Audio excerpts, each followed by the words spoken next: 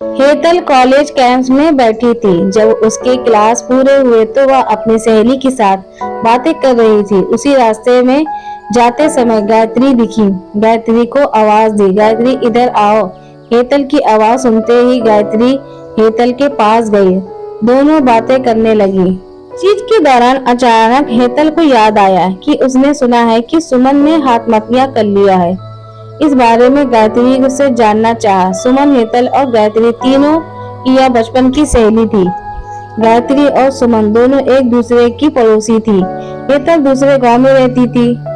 भले ही सुमन की 3 बार शादी की गई, लेकिन उसने आत्महत्या क्यों की? ऐसा सवाल हेतल में मन ही मन आया। दरअसल वह अपनी प्यारी सहेली की आत्महत्या से बेहद दुखी थी। सुमन 9वीं कक्षा में थी तभी उसकी पहली शादी हुई थी।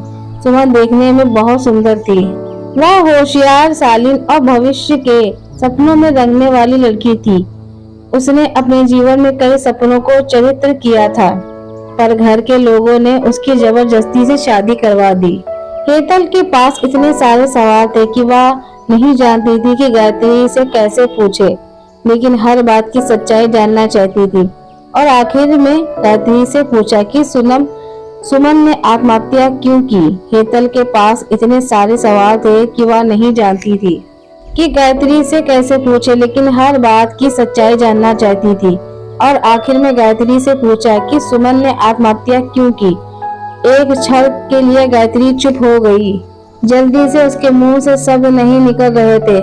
उसने गहरी सांस ली और बोलना शुरू किया। 3 साल पहले सुमन की शादी अबीर नाम के शख्स से हुई थी।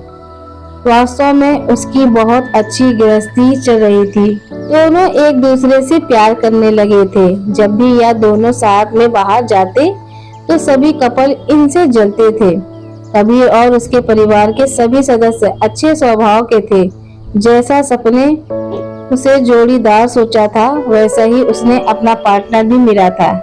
उसके घर की परिस्थिति मध्यम थी। कबीर एक छोटा सा होटल था। उसमें से उसके सारे खर्चे बांट देने के बाद भी कुछ पैसे बच जाते थे। घर की हालत बहुत साफ सुथरी थी। एक दिन वह होटल से घर बाइक पर आ रहा था। एक बड़ी कार से उसका बहुत बड़ा एक्सीडेंट हो गया और इसमें उसे काफी चोट आई। हादसे के बाद उसे अस्पताल ले जाया गया, लेकिन सिर में गंभीर चोट लगने के कारण इलाज के दौरान उसकी मौत हो गई। सुमन को बहुत दुख हुआ, लेकिन उसके ससुराल वालों को गलतफहमी थी कि कबीर की दुर्घटना सुमन की वजह से हुई। वह अपशकुनी है, ऐसा उनको लगता था। उनमें से कोई भी उसे समझ नहीं पाया। अबीर के जाने के बाद कुछ दिनों के भीतर ही सुमन को घर से निकाल दिया गया। उसे घर के बाहर निकालने के बाद वह मैके गई और कुछ दिन मैके में ही रही, लेकिन आसपास पड़ोसियों में चर्चा हो गई तो उसके माता पिता फिर से उसके लिए रिश्ता ढूंढने लग गए। जब वो बाहर निकलती थी तो लोग हमेशा उसे ताना मारते थे। इस वजह से सभी बहुत परेशान हुए। ऐसे में उन्होंने जल्दी जल्दी में अमोल से शादी करा दी। अमोल बहुत बुरा आदमी था। दारू पीता था, कुछ काम धंधा नहीं करता, चोरी करता, मारपीट करता। उसका रोजाना यही काम था। इस सब से सुमन को बहुत दुख होता था, पर वह कुछ नहीं कर सकती थी। एक बार रात को वह देर से घर आया और जल्दी जल्दी में घर में कुछ ढूंढने लगा। सुमन ने उससे पूछा, पर उसने कुछ भी नहीं बोला। उसे जो चीज चाहिए थी वह उसे मिली नहीं। इस वजह से वह वहां से बाहर चला गया। सुमन रात भर भी उसकी राह देखती रही, पर वह आया ही नहीं। दूसरे दिन पुलिस को उसका मृतदेह रास्ते के किनारे पड़ा हुआ मिला। उसका चाकू से किसी ने खून किया था। यह खबर सुमन को पता चली तो उस पर दुखों का पहाड़ टूट पड़ा। कुछ दिनों तक वह अपनी ससुराल में रही, लेकिन बाद में ससुराल वालों ने उसे प्रताड़ित करना शुरू कर दिया। इस वजह से सुमन वापस मैके आ गई। घर आकर कुछ दिनों ऐसे ही बीत गए। हर दिन आ रहा था और जा रहा था, लेकिन सुमन की स्थिति वही थी। उसकी तरफ देख नहीं जा रहा था। उसका परिवार उसकी स्थिति को सहन नहीं कर सकते, इसलिए उन्होंने उसकी वापस शादी करने का फैसला किया। उसके लिए रिश्ते ढूंढने लगे। उसके रिश्ते में गौतम नाम का लड़का था। उसकी पहले से ही एक बार शादी हो चुकी थी और गौतम से सुमन की शादी करवा दी। सुमन बहुत खुश थी। शादी हुई और कुछ महीनों बाद उसे मालूम हुआ कि गौतम को कैंसर है, ब्लड कैंसर। इस बात का पता चलते ही उसने उसके हंसते हुए चेहरे पर फिर से दुखी हो गया, लेकिन उसने हिम्मत इन सब का सामना करने का फैसला किया।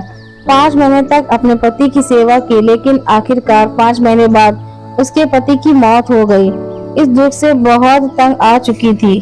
कुछ दिन बीत गए, लेकिन बाद में ससुराल वालों ने उसकी जिम्मेदारी लेने से इनकार कर दिया, उसे घर से निकाल दिया। उसके बाद वह फिर मायके चली गई, लेकिन उसके माता पिता, उसके भाई भाभी ने भी उसे घर से आने नहीं दिया।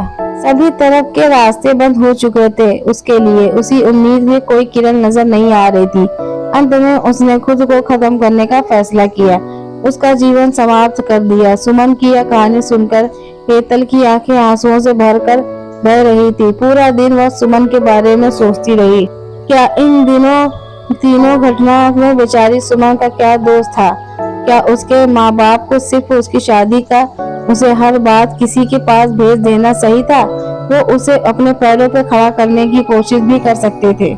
सच कहो तो हेतल की जान उसकी बदनसीबी ने नहीं, उसके परिवार की, उसके आसपास के लोगों की छोटी सोच ने ली है। वो बेचारी मनहूस नहीं, बदनसीब थी, क्योंकि उसके आसपास ऐसी सोच रखने वाले लोग थे